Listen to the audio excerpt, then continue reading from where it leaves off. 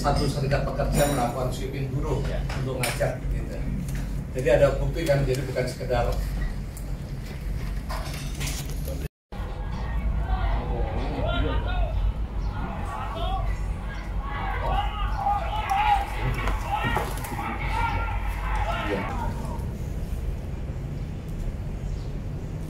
saya awali mengucapkan selamat datang. Salam sejahtera bagi kita semuanya. Assalamualaikum warahmatullahi wabarakatuh. Waalaikumsalam. Sengaja kami mengundang teman-teman media untuk hadir dalam konferensi pers, di mana materi konferensi pers ini merupakan gagal sudah dibicarakan dan didiskusi antar berbagai organ relawan Pak Jokowi, juga dengan Kesatuan Buruh Marhenis, kemudian juga kita diskusi juga dengan ahli pidana dari Universitas Al-Azhar, yaitu Pak Suparti Ahmad. Nah, hadir di sebelah saya ini Bung Fadil itu dari rumah Jokowi Raja. Kawan-kawan yang lainnya tidak bisa menghadiri pada siang ini, memang laporan mereka ada di jalan. Seperti Bung Manahara, kebetulan beliau ketua presidium daripada Kesatuan Buruh Marhenis, kendaraannya mogok di jalan tol, sehingga dia tidak bisa sampai kemari. Kemudian dari JPNA 98, dia juga tidak bisa hadir kemari karena ada rapat di Bogor gitu, bersamaan. Nah, hasil diskusi inilah yang kemudian sudah menjadi press release yang akan saya bacakan. Press release ini kami beri judul adalah membongkar perbuatan pidana di balik ancaman demo dan mogok nasional. Media pers telah memberitakan secara masif dan mengutip berita bahwa para buruh berencana menggelar aksi mogok kerja nasional pada tanggal 6 sampai 8 Desember 2021. Diperkirakan akan ada 2 juta buruh yang ikut dalam aksi mogok kerja nasional itu, dan mereka berasal dari 100.000 pabrik. Tetapi media dan publik tidak mengetahui bahwa kebanyakan masa demo buruh ini diambil dari daerah Jawa Barat atau penyangga Jakarta. Karena kalau dari daerah Jakarta, kawasan industri kan sudah semakin sempit. Adapun cara dalam mengumpulkan massa buruh adalah dengan cara dijemput paksa melalui sweeping. Cara-cara sweeping ini telah mencederai prinsip dan etika dalam melakukan aksi unjuk rasa, yakni prinsip sukarela. Cara sweeping ini telah menimbulkan rasa takut dan teror baik pada buruh maupun pengusaha.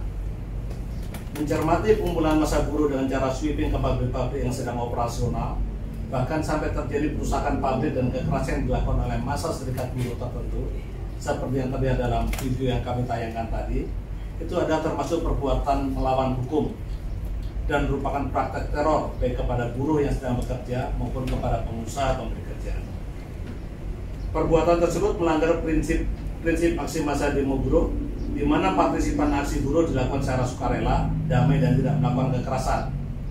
Apalagi dalam Undang-Undang Ketenagakerjaan menyebutkan bahwa demo atau mogok kerja adalah langkah ketika terjadi ketidaksepakat dalam perundingan. Oleh karena itu, rencana aksi demo dan mogok nasional pada tanggal 6 sampai 7 Desember 2021 pada dasarnya merupakan aksi demo ilegal. Kenapa? Karena tidak pernah ada pembicaraan berkaitan dengan tuntutan buruh pada belakangan ini. Mencermati cara-cara pengumpulan massa dengan cara meneror untuk aksi demo dan mogok nasional tersebut, akan kami pimpinan organisasi 1 Keluarga Besar Marhenis, 2 PKR Jokowi Maruf Amin, kebetulan saya sendiri ketua umumnya Yulianto Widodo, JPNA 98, Rumah Jokowi, Gema Jamin, dan Advokat Indonesia menyatakan sikap. 1. Menolak cara-cara intimidasi dan pemaksaan dalam mengumpulkan aksi massa untuk ikut unjuk rasa atau demo.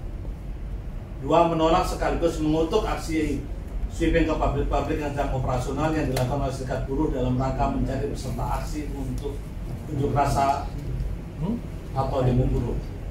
3. Meminta ketegasan pejabat daerah, pejabat pusat, dan aparatur kepolisian agar serikat buruh dilarang melakukan sweeping buruh baik pada saat jam kerja maupun di luar jam kerja untuk dijadikan aksi massa pada demo buruh dan mogok nasional. 4. Meminta kepada aparatur keamanan untuk melindungi pabrik-pabrik dan buruh-buruh yang sedang bekerja dan dari intimidasi serikat buruh dari intimidasi anggota serikat buruh yang akan melakukan aksi mogok, maaf ini bukan aksi buruh, aksi demo ataupun mogok nasional. Dalam hal ini sebetulnya negara tidak boleh kalah dengan preman berjuang. Ini jadi persoalan karena beberapa serikat pekerja itu kemudian melakukan aksi-aksinya seperti aksi preman. Demikianlah press release ini. Hormat tanggal 21 November 2021. Hormat kami Yulianto Widira Harjo, Ketua Umum DKR, Manahara Sitinjak, Ketua Presidium Kesatuan Buruh Mahenis, kemudian JPNA 98, Rumah Jokowi, Gema Jamin dan Advokat Indonesia, serta Bapak Suparti Ahmad, ahli hukum pidana dari Universitas Al-Azhar Indonesia. Nah, beberapa kawan ini juga mengikuti acara pembacaan pers release ini dalam konferensi pers itu melalui Zoom meeting. Baiklah. Petunjuk penyampaian pendapat tersebut.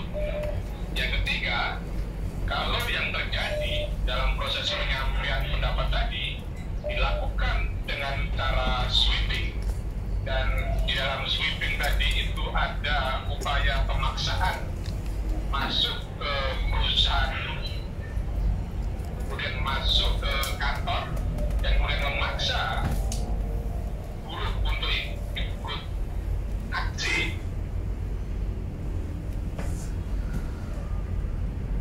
Menyampaikan pendapat yang diatur dalam peraturan perundang-undangan, tapi justru sebaliknya itu adalah sebuah perbuatan yang mengandung unsur melawan hukum. Tinggal bagaimana kita mengidentifikasi apa yang dilakukan. Jika sweeping tadi itu ya dilakukan dengan memaksa orang untuk ikutan aksi demo, maka bisa memenuhi unsur pasal 335 ayat 1 KUHP, di mana tidak boleh memaksa orang lain untuk melakukan sesuatu, ya, atau tidak melakukan sesuatu dengan ancaman kekerasan. Jadi jika ada perbuatan yang memaksa demo, memaksa aksi unjuk rasa, dan bahkan dilakukan dengan sebuah ancaman-ancaman kekerasan, maka itu memenuhi unsur pasal 335 ayat 1 KUHP. Bahwa kemudian yang kedua, di dalam perbuatan tersebut seharusnya buruh punya hak untuk menolak. Ya, artinya dan penyampaian pendapat itu harus dilakukan dengan penuh kesadaran. Kemudian masuk ke kantor dan kemudian memaksa buruh untuk ikut aksi.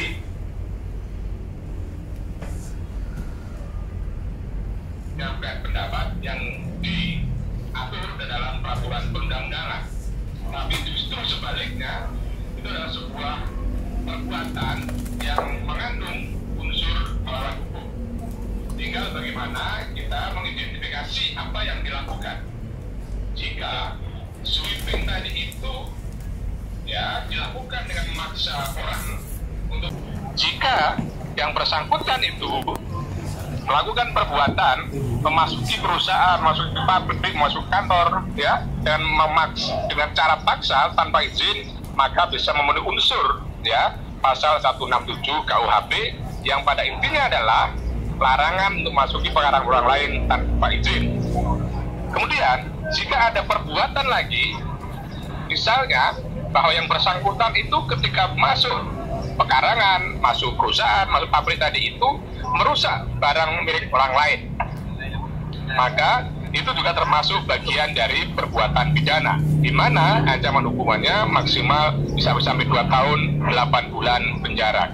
Inilah sebetulnya beberapa hal yang harus diperhatikan oleh para penyampai unjuk rasa tadi itu, bahwa tidak boleh dengan seenaknya memaksa orang lain, memaksa buruh, ya, memasuki pekarangan kantor orang lain seenaknya, kemudian merusak barang milik orang lain.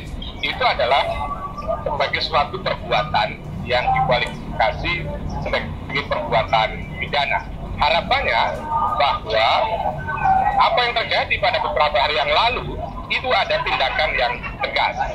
Kemudian juga ada pencegahan secara sungguh-sungguh supaya tidak terulang.